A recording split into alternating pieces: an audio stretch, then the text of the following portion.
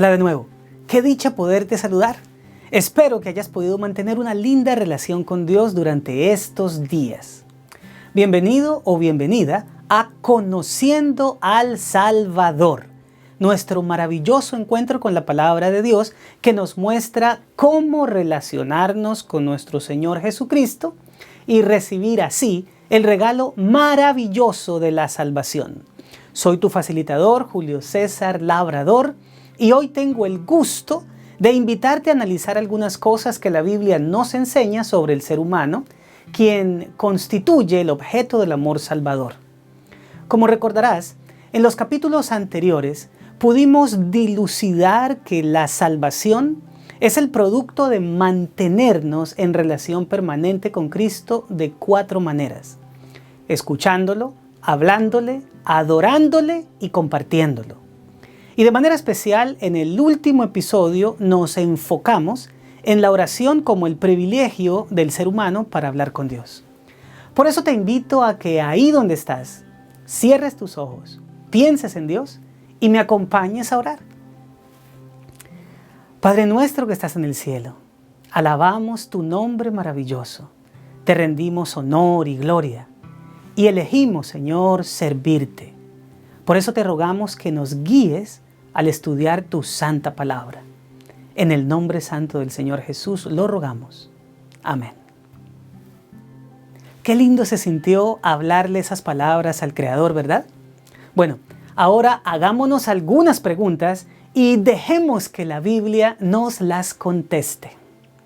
Tal vez recuerdes que en el episodio 9 hablamos brevemente sobre la naturaleza humana. En aquella vez leímos parte del Salmo 8, donde el autor se pregunta ¿qué es el hombre? Para que tengas de él memoria y el Hijo del Hombre para que lo visites. El salmista en parte se responde a sí mismo diciendo: le has hecho poco menor que los ángeles y lo coronaste de gloria y de honra. Bueno, quiero contarte que la traducción de la palabra ángeles es bastante particular porque en el texto hebreo dice Elohim, que se usa en la Biblia principalmente para referirse a la deidad. Por ejemplo, en Génesis 1:1 se dice: en el principio creó Elohim, Dios, los cielos y la tierra. Solo en muy pocos textos se traduce Elohim como ángeles. Así que con esto en mente, este salmo nos está indicando el tremendo valor del ser humano para Dios, y por eso es que creo que debiéramos revisar qué dice la Biblia acerca de nuestra raza. En primera instancia, ¿cómo ocurrió la creación del ser humano? Te invito a leer en Génesis 2:7. Mira cómo dice: entonces Jehová Dios formó al hombre del polvo de la tierra y sopló en su nariz aliento de vida, y fue el hombre un ser viviente. Aunque el versículo es considerablemente breve, nos da información valiosa acerca de nuestro origen. Básicamente nos cuenta que salimos de la mente y las manos de Dios y que estamos constituidos de 2 partes que unidas forman un todo mucho mayor. Para poder entender esto mejor, debemos analizar 3 palabras que usa el escritor en este relato. ¿Cuáles son esas 3 palabras? Déjame enumerártelas: polvo, aliento y ser. Pero cuando digo que debemos analizarlas, me refiero a conocer su significado en el idioma del Antiguo Testamento. Empecemos con la primera, afar. Este vocablo proviene de una raíz hebrea que quiere decir gris o pulverizar. De ahí que se asocie con polvo, lodo, barro y aún con ceniza. Por eso es que Abraham en Génesis 18:27 dice: he aquí ahora que he comenzado a hablar a mi Señor, aunque soy polvo y ceniza. Y Job en el capítulo 30, versículo 19 del libro que lleva su nombre, expresa de sí mismo: él me derribó en el lodo y soy semejante al polvo y a la ceniza. Afar, polvo o lodo, nos indica que el primer componente con el cual fuimos hechos es netamente material. El mismo elemento que le da el nombre a nuestro mundo, la tierra. Aunque para muchos esto suene un poco mitológico, tiene más sentido que pensar que somos el producto de sucesivas mutaciones dirigidas por el azar, ya que si así fuera, no existiría simetría en nosotros. Somos simétricos al poseer miembros que se contraponen el uno al otro, formando diseño y belleza. Mira tus manos, tus ojos, tus cejas, tus piernas, tus pulmones, tus riñones. El azar está desprovisto de simetría y diseño, pero Dios hizo cada órgano con una función. Por otro lado, cuando tomas tu multivitamínico y lees la información de los factores nutricionales, encontramos que estamos consumiendo fósforo, hierro, zinc, magnesio, manganeso y otra gran cantidad de minerales que se encuentran en el suelo. ¿Por qué nuestro cuerpo necesita de eso? Pues porque nuestro componente material fue extraído de la tierra. Eso guarda concordancia con lo que dice el relato bíblico y hace plena lógica con la ciencia de la nutrición. Pero miremos la otra palabra hebrea que encontramos en el relato de Génesis con relación a la creación humana, Neshama. Este término tiene un abanico de significados en español, como por ejemplo resoplido, viento, soplo, aliento vital, inspiración divina, intelecto. Esta palabra es un sinónimo cercano al hebreo ruach, que tiene básicamente los mismos significados con una diferencia potente. Ruach se puede traducir como espíritu, mientras que Neshama no.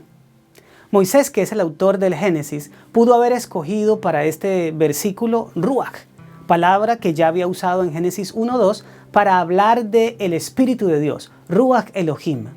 Pero deliberadamente eligió Neshama para que jamás pudiéramos confundir el hecho de que Dios sopló en nuestra nariz su aliento vital con la idea de que nos puso adentro un espíritu. Así que la segunda parte con que fuimos creados es un componente no material, el aliento divino proveniente de la boca de Dios, como su palabra creadora. Podríamos decir que ese aliento es la energía vital que Dios le comunicó a un trozo de arcilla moldeado inteligentemente por un Dios que diseñó una estructura orgánica para que tuviera vida. Así que el soplo es, en pocas palabras, la vida. Y eso nos lleva al tercer término, nefesh. Este vocablo significa ser y se usa para referirse específicamente a una criatura que respira. Nefesh se traduce en muchas ocasiones como alma, vida, persona, ser viviente y yo. El apóstol Pablo, citando este versículo, escribe en 1 Corintios 15:45. Así también está escrito: fue hecho el primer hombre, Adán, alma viviente, y el postrer Adán, espíritu vivificante. Como se puede ver, la frase a la que se está haciendo referencia es la parte final de Génesis 2:7. Y fue hecho el hombre un ser viviente. Solo que Pablo, en vez de escribir ser viviente, registra alma viviente. Aquí debo recordarte que Moisés escribió en hebreo y Pablo en griego. Así que este último está haciendo una traducción de un idioma a otro. Para quienes estamos leyendo la Biblia en español, esto nos permite saber cómo entendían en el Nuevo Testamento los términos del Antiguo. ¿A qué quiero llegar con todo esto? Muy sencillo. Al verdadero significado de la palabra alma, uno de los conceptos bíblicos peor comprendidos y que ha dado a los lectores de las traducciones de la Biblia un entendimiento opuesto a lo que la palabra de Dios enseña. Y para esto déjame hacer un breve resumen de lo que hasta aquí hemos dicho. En primer lugar, leímos de Génesis 2:7 que Dios creó al primer hombre del afar o polvo humedecido de la tierra, dándole una dimensión material. Sin embargo, le comunicó una parte no material llamada aliento vital o neshama, soplando en su nariz. Como resultado de esta combinación, surge algo que no es solo polvo ni solo aliento vital. Aparece un nefesh, es decir, una criatura viviente que respira o sencillamente un ser viviente. El afar o polvo por sí mismo no pensaba, no sentía ni tenía conciencia. Por su parte, el aliento vital o neshama tampoco pensaba, sentía o tenía conciencia. Era tan solo la energía vital presente en el aliento de Dios, que al igual que un soplo nuestro, pues no es un ser vivo. Sin embargo, cuando estos dos elementos se combinan al entrar uno en el otro, lo que tenemos ya no es un cuerpo inerte hecho de barro, ni un soplo venido de la boca de Dios, sino un nefesh, una criatura que respira, pero que a su vez es diferente de los animales y las plantas porque posee pensamientos, sentimientos y conciencia. Ese ser tiene la capacidad de saber que está vivo, de preguntar quién es él, dónde está y cómo llegó ahí. Tiene la facultad de comunicarse, de aprender, de expresarse a través de las palabras de un idioma, de ser creativo al poner nombre a los otros seres. También de ser creativo al componer poemas, como cuando más adelante ve a la compañera que Dios le creó. Y tiene la facultad de transformar su entorno y producir belleza. Ese ser, mis amigos, no es un pedazo de arcilla orgánica modelada con diseño y vivo. Es más que eso. Tiene liderazgo e iniciativa porque se le da la tarea de señorearse de los peces del mar, las aves del cielo y todo animal terrestre. Es capaz de entender que las demás criaturas están en pareja y que él no ha visto la suya. Ese ser no era solo un soplo energético, porque así como el polvo modelado no era una persona, el aliento de vida por sí solo tampoco lo era. Pero su combinación, el nefesh, es algo más grande que la suma de sus partes. Otros seres vivos de este planeta, como las plantas, no se parecían a él en lo más mínimo. Los animales tampoco tenían sus capacidades. Este fue dotado con la habilidad de comunicarse con su creador, de amarlo, de aprender de él, de adorarlo. Y un regalo extra: le fue dada libertad para tomar sus propias decisiones, aunque éstas se opusieran a las de su hacedor o decidiera él servirle por amor. Ahora sí, abordemos el concepto de alma. Si alguien nos pregunta ¿qué es un alma?, generalmente entendemos que es como un espíritu. Y si nos piden definir qué es un espíritu, decimos que es como un alma, entrando así en un sofisma de círculo vicioso. Pero un alma y un espíritu son dos cosas completamente distintas desde la perspectiva de las Sagradas Escrituras. El problema es que queremos entender un concepto bíblico teniendo como punto de referencia un paradigma greco-romano. ¿Cómo así? Pues que muchas de nuestras nociones nos vienen de la filosofía que rodea el idioma latín y no de la cultura que impregnaba el lenguaje hebreo. Permíteme explicarte con un ejemplo. Para nosotros, la palabra ley viene del latín lex, que significa código escrito, mientras que en la Biblia esa palabra viene de Torá, que significa enseñanza. Así que lo que para los autores bíblicos es una instrucción proveniente de alguien que nos ama, para nosotros es una norma que hay que cumplir o nos meteremos en problemas. El resultado de esto es lo que se denomina técnicamente el legalismo. Pues algo similar ocurre con el significado de alma. Para nosotros este término viene del latín anima, que aunque etimológicamente se asocia con la respiración, llegó a significar una entidad inmaterial que puede habitar en un cuerpo o fuera de él sin perder su capacidad consciente. Así se llegó a afirmar que cuando una persona muere, lo que en realidad deja de vivir es su cuerpo, pero su alma dice que sigue viva. Eso dio origen a creencias como la inmortalidad del alma, que como ser indestructible puede migrar a otro cuerpo en un proceso llamado reencarnación, una clásica enseñanza del hinduismo, o puede habitar en lugares de recompensa o castigo eternos como el cielo o el infierno, un concepto muy popular en las religiones musulmanas y cristianas. Sin embargo, estas ideas no son bíblicas en lo absoluto.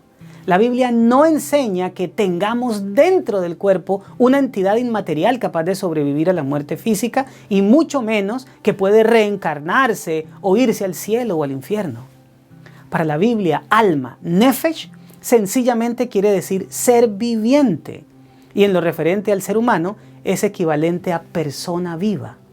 Así, la palabra de Dios enseña que no tenemos un alma, sino que somos un alma. Ese concepto se clarifica, por ejemplo, cuando en un encuentro deportivo el narrador dice «hay 50,000 almas en el estadio». Con eso está comunicando que hay toda esa cantidad de personas que compraron su entrada y no de entes espirituales levitando en ese lugar. Por otro lado, la palabra que se traduce como espíritu en la Biblia es ruach, que ya hablamos de ella, que si bien puede significar viento, soplo, aliento o aire, también puede entenderse como un ser inteligente no humano, como un ángel o Dios mismo, pero enfatizo, no es humano. Así que cuando la Biblia se refiere al espíritu humano, mayormente está haciendo referencia al aliento de vida que Dios nos otorgó, pero jamás a un ser vivo inmaterial que habite en un cuerpo. Si algo como eso llega a ocurrir, es porque una persona ha sido poseída por el Espíritu Santo o por un demonio. Quiero finalizar volviendo a leer Génesis 2:7 y a agregar unas pocas cosas. El texto dice: entonces Jehová Dios formó al hombre del polvo de la tierra y sopló en su nariz aliento de vida y fue el hombre un ser viviente. Nota los verbos en pasado: formó, sopló y fue. Cada uno de ellos está asociado con las palabras que hemos estudiado: polvo, aliento y ser o alma. Dios formó del polvo, sopló aliento y fue o llegó a ser el hombre un ser. Antes de esa unión no había ser, simplemente dos componentes. Pero nota también los complementos de esas frases. El polvo que Dios formó provino de la tierra, el aliento que sopló fue de vida y el ser que llegó a existir fue viviente. Eso ratifica que los componentes no eran entidades vivas ni conscientes, como sí lo fue el producto de su unión. Ahora resumamos. Un ser humano viviente o alma humana viviente es el resultado de un acto creador de Dios en el que a un cuerpo físico le dota de vida proveniente de él y como resultado surge una criatura capaz de pensar, sentir y tener conciencia de su existencia. En las Sagradas Escrituras, alma y espíritu no son sinónimos, ya que lo primero se refiere a una persona viva y lo segundo al aliento vital que Dios le otorga. La primera vez que me enfrenté a esta realidad conceptual, sufrí un shock, ya que siempre había entendido que el alma era un espíritu que vivía en mi cuerpo y que no moría. Pero el hecho de enterarme del concepto bíblico me hizo pensar que a lo mejor había muchas otras cosas que yo creía entender, pero que podrían estar equivocadas. Así que decidí que no me iba a aferrar a mis creencias tradicionales de manera irracional, aunque eso significara cierto dolor emocionalmente hablando, sino que más bien indagaría genuinamente hasta encontrar lo que Dios enseña en su palabra. A lo mejor te esté pasando algo similar, pero quiero decirte que te entiendo y que no eres el único que está pasando o ha pasado por ese camino. Por lo tanto, me encantaría invitarte a decidir que en lugar de aferrarte a tus propias ideas, te vas a dar la oportunidad de entender mejor lo que Dios nos ha revelado. Si es así, apenas termine nuestro episodio, haz una oración pidiendo al Señor que te dé su guía. De mi parte, te envío un fuerte abrazo y te espero en la próxima entrega de Conociendo al Salvador. Hasta entonces.